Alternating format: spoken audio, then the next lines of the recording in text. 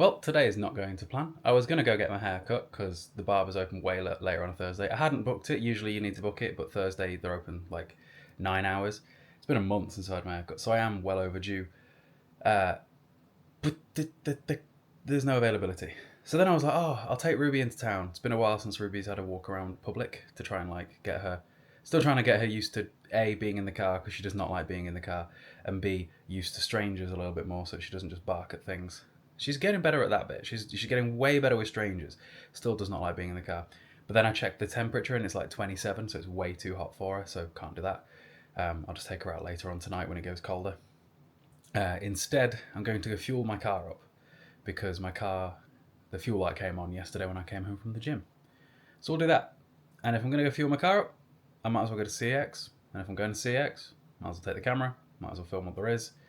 I'm sure it'll still be a bunch of very expensive Pokemon stuff. It's interesting, right? The expensive stuff on TikTok usually does well. Like if I do a TikTok about an expensive PlayStation 2 game, PlayStation 3 game for anything really outside of Pokemon, the views do pretty well. But for some reason, the views on Pokemon related stuff have never done very well. And that's interesting because the market for Pokemon is massive. Like at the minute, I'm on a bit of a Pokemon streak on YouTube myself, like watching videos. Like right now, hang on. Right now, I've got the Nostalgia Critics review or re-review of the Pokemon first movie, and he said in the video that it's been 15 years since he originally reviewed it, and I remember that video. This is making me feel very old. But yeah, for some reason, Pokemon related stuff on my TikTok specifically doesn't do very well. So I'm a bit, I don't know. I'm going to delay the Pokemon buyings for a while. I need to delay them anyway for reasons that I stated in previous videos, but yeah, I got Pokemon Emerald a while ago. Hang on. Let me show you that rather than just talking about it. I need to rearrange stuff over here anyway. Got my Emerald. I would like at some point to get a Ruby and a Sapphire to go with it. And then Heart Gold, Soul Silver. And to be fair, those are the kind of only ones that are boxed anyway I'm really that bothered about. Leaf Green and Fire Red boxed would be cool as well. Speaking of box, this is one of my favourite boxes. My Mystery Machine collection of What's New Scooby-Doo, and then this entire shelf is also Scooby-Doo. Some of these cases need replacing though. In fact, one of the biggest wins I ever got from going to a cash converters was this Scooby-Doo DVD. It was, I think, 50p, but it's actually kind of rare. Like, it's difficult to find. Last time I checked on CEX's website, the Blu-ray for Scooby-Doo, the first movie, it's like 18 quid, and I got it for like 50p at cash converters by chance, because they just messed up. But yeah, what's that under there? Dragon Age Origin. This is all just stuff I've not put away in God knows how long. Oh yeah, my Ultimate Spider-Man. Cool. Let's head out. You know when you get in your car and it's been sat in the sun and it's like painful, shut up, and it's painful, not good, not fun even slightly. No! Everything shut up, stop beeping at me. Christ, basically got my car MOT'd and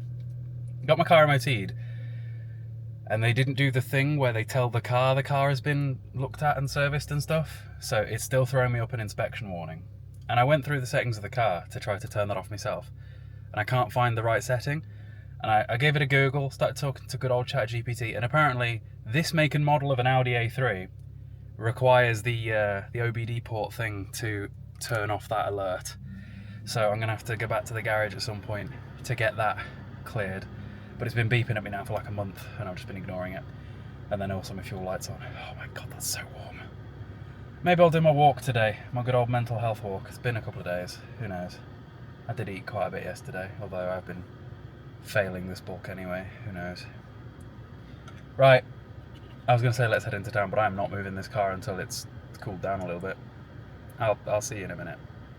I'll tell you what is weird is I've parked at Tesco because I'm going to fuel up at Tesco, which means I've come at town from the complete opposite direction I normally would.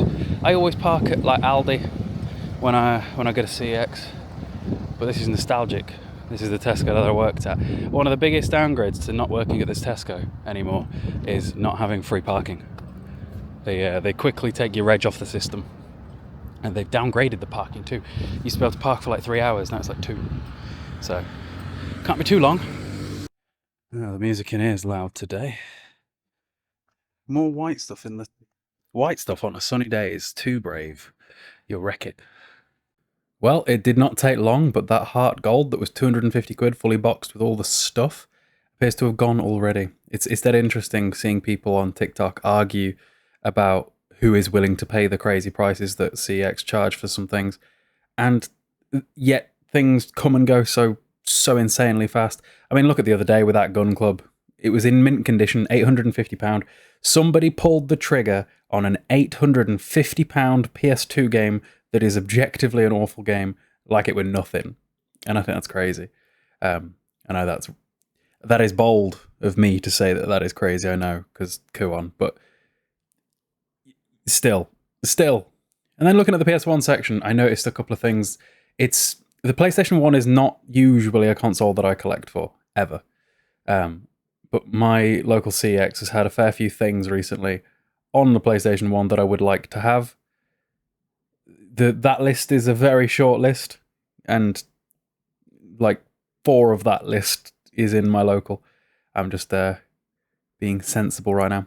The PlayStation 2 section is beginning to look a little bit scary. Look how many front-facing games there are, and how many of them are like music or sports or movie games.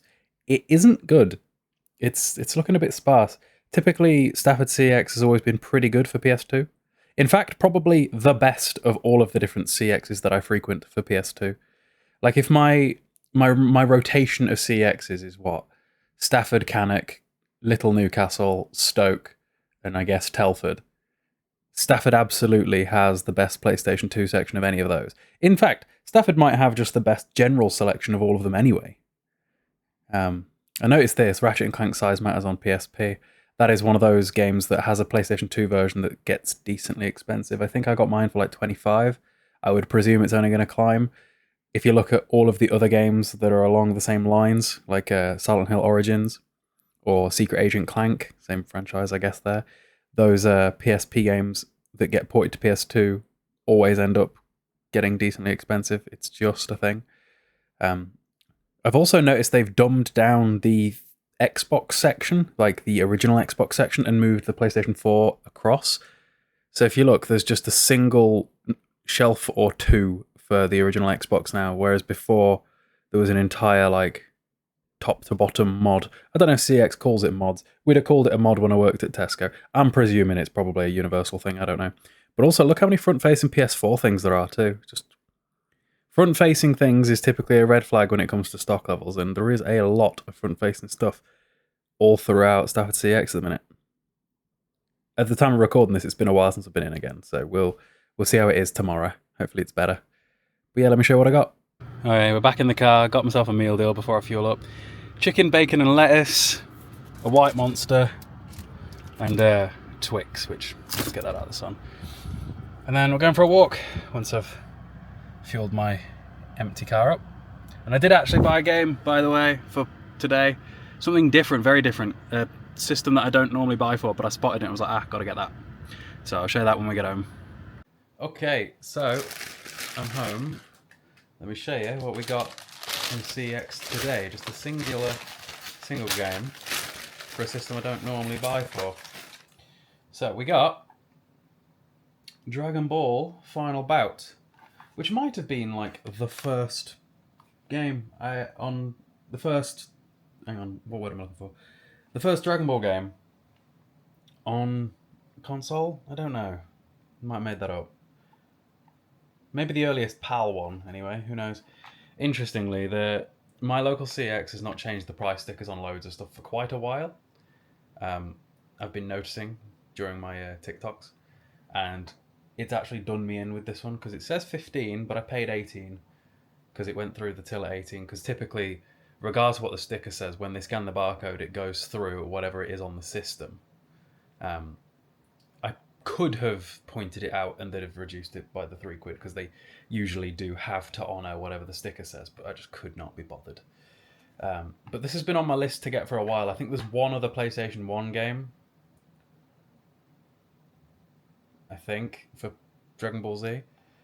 And then I own nearly all the Dragon Ball games. I want to get Boo's Fury for the Game Boy Advance, but that didn't release in England, and I'm going to want it boxed, which is a problem. So we'll see with that one. Stay tuned. But yeah, I saw this in the little lineup of the 10 or so PlayStation 1 games they had behind the glass, and I was like, well, that's been on my list for a while, and it's one with a manual. Not that I'm that fussed about manuals on PlayStation 1. Oh, interesting. Bit of a typo there. Can you see where it says San Goku, not Son Goku?